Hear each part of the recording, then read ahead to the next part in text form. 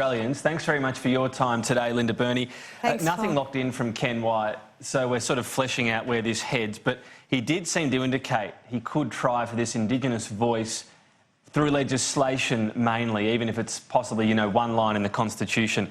Can you clarify if you are open to that idea? Well, the Labor Party is very clear, Tom, and that is that we endorse and embrace the Uluru Statement in full. And what the Uluru Statement clearly said is that the aspiration was absolutely for an entrenched voice within the Constitution. And what people are forgetting is that the reason for that is that there would not be the capacity for any particular government with a particular view to be able to get rid of that voice in the way in which we saw ATSEC be gotten rid of. I just want to say something else to people like Tim and others that are pouring a bit of water on this today. And I saw some ridiculous comments, quite frankly. But what we need to think about is on every single social rung, it doesn't matter whether it's health outcomes, education outcomes, overcrowding, domestic violence, life expectancy, Aboriginal people and Torres Strait Islanders are on the bottom rung. And that is because there has not been Aboriginal people at the table helping design and advise on legislation and programs. And that's what this voice is actually about. When we talk about this voice, the indication as well, another option is it is enshrined in the Constitution, but without going into too much detail as to what it actually does. And then Parliament obviously has some control over how it's actually formulated, for just one example. Are you open to that idea? Yeah, that's exactly what the idea is, actually. The whole idea of the voice and what came from Uluru, and I'm so familiar with it, was it would be the responsibility of the Parliament to design the voice. There is no veto power. It is an advisory body only. And this nonsense about being a third chamber of the Parliament is just what I said. It's absolute nonsense. There are a number of ways you could get to a voice, and that's what you're going to, in relation to should it be legislated with recognition in the Constitution, or should the voice be entrenched in the Constitution. And that's why it's important to look at the 10 years of body of work that's gone into this so far, including 2 parliamentary inquiries and an expert group, plus what Ken White's suggesting, and that is another round of consultations to actually get to the point of what it would look like and, in essence, what the question might be for a referendum.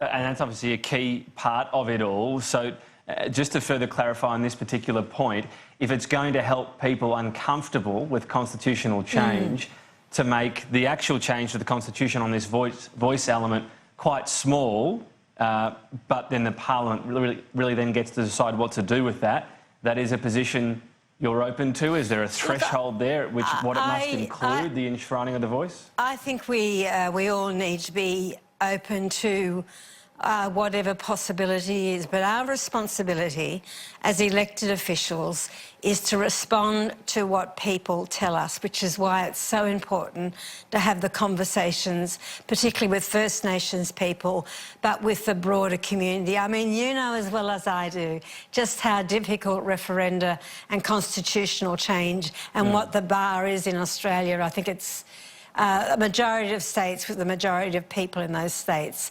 So, like the 67 referendum, this will require the continual building of support, and I have no doubt in my mind that the notion of fairness amongst the Australian people, like in 67, would support a referendum, understanding that this is going to improve the outcomes for First Nations people. What about the other idea floated yesterday by Ken White? It's been spoken about before of voices rather than a voice. Would that necessarily mean multiple bodies, and would that be an issue that a message could get confused, or could it actually allay fears about the so-called third chamber argument that one voice would be impossible to ignore politically? I mean, I think people need to understand what the actual reality is today, right now in First Nations Australia. There are a number of elected bodies, there are a number of prescribed bodies, and there are many different local and regional organisations. One sensible approach might be that you would look at what already exist on the ground, be it the land councils, be it the prescribed body corporates, be it the health organisations, and see what infrastructure is already there and what needs to be built. There is no doubt in my mind, and certainly Patrick Dodson and the Labor Party took to the last election, what was a map of regional assemblies that would feed into a national arrangement.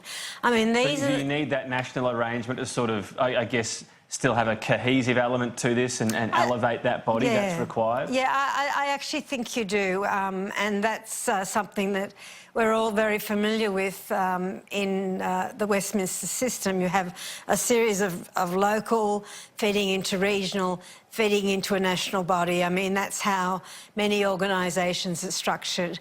And certainly that's how the old ATSIC was structured as well. But look, the most important thing to say is that we need to work collaboratively on this. We need to listen absolutely to what First Nations people and build the case within the broader community about the good sense, the fairness and the appropriateness of having a First Nations voice that can advise on First Nations issues to the federal parliament. Obviously, if the referendum legislation goes through, anyone votes no on it, a no campaign is in effect triggered. The government's spoken already about providing funding for the no campaign. Do you have any issue with that?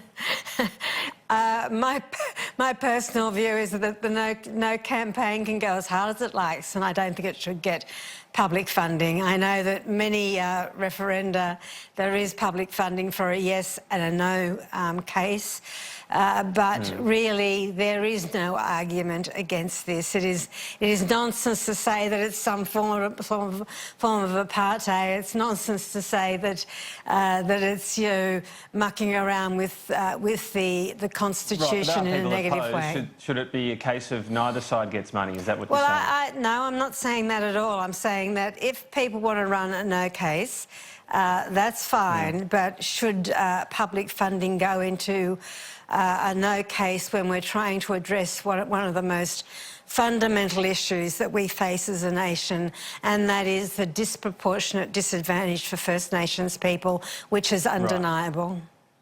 But should the yes case get government money? Look, that's not my decision. I'm in the Labor Party. We are in opposition. That is a decision. But you're saying the no case shouldn't. That is a decision. Saying they should be on equal footing, or that is a decision for the government. I said my personal view because I am very supportive of this, but I know exactly what the detractors will say. I've heard the arguments all my life, and I think the time has come in our nation, and I speak to hundreds of people a week where there is no threat. It can only be a good thing for all Australians to make sure that we finally address some of those terrible social justice outcomes for First Nations people, that we face the truth of our nation, which will liberate us all. And of course, there is no there's no threat to anything with this notion. The NAIDOC theme is around voice, truth-telling and treaty. On treaty, we had the Minister yesterday indicate that perhaps this is something best handled by states and territories. What did you make of that indication? Well, I listened very carefully to Ken's speech, and he and I have met and we're going to do some travel together, and obviously the most important thing to say is that for a successful referendum you do need bipartisan support. And the issue that Ken raised in relation to treaties, I mean, the issue of treaty has been around for as long as I can remember. And there are some fantastic things happening in Victoria, in Northern Territory. The South Australian Labor Party, when it was in power, started a treaty process, and they've just announced some very significant issues. The Labor Party Aboriginal spokesperson in New South Wales is Indigenous Affairs and Treaty. I think the word treaty was very frightening for a lot of people for whatever reasons. But in essence, we have what really are treaties already existing in Australia. They're called agreements, and the Noongar one in Western Australia is a perfect example. There is a place for a number of treaties. That's the way in which Aboriginal society is organised through different nation states. But I do think there is an argument for a national treaty as well, but we need to make sure that we're not tripping over each other, and that they are incredibly serious agreements and they are legal agreements, and we have the absolute capacity to do it.